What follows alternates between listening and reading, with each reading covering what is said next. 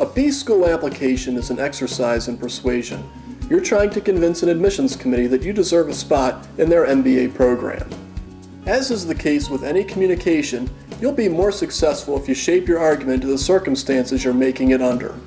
There are several factors Round 3 applicants should keep in mind as they prepare their applications. To start, applicants need to understand 3 things. 1. Admissions committees are charged with picking the best class for their MBA programs. This means achieving balance across the class in terms of professional domains, global issues, ethnicity, gender, academic majors, etc. It also means making final adjustments on criteria such as legacy and development policies. The final balancing takes place at the end of the admissions season. 2. The overall applicant quality goes down in Round 3 in terms of test scores, GPAs, and experience. To keep from having a dip in overall class quality, admissions committees have very few seats open for the final round. 3. Even the most dedicated and enthusiastic admissions officer becomes jaded at the end of the season. They have read all the tales of wondrous analysis of amazing insights and sob stories by the time February or March or April rolls around. So don't try to be cute or take high risks with the format in Round 3.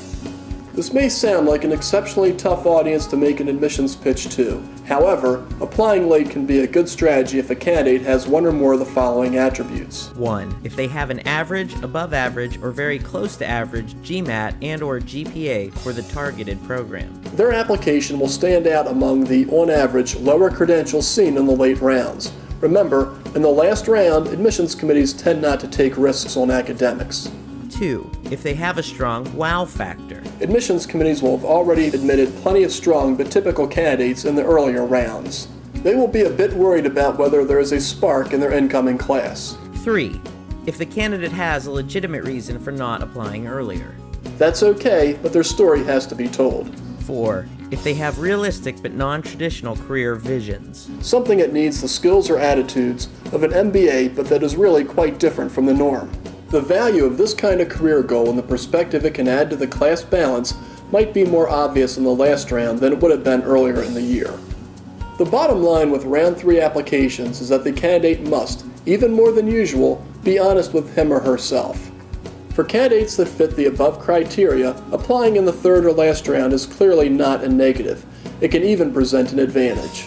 We've had good success with the last rounds, but the Round 3 admission is a different game and needs to be played accordingly. Whether you're planning to apply late or early in the admission season, or just want to discuss some pre-positioning issues, we're here to help.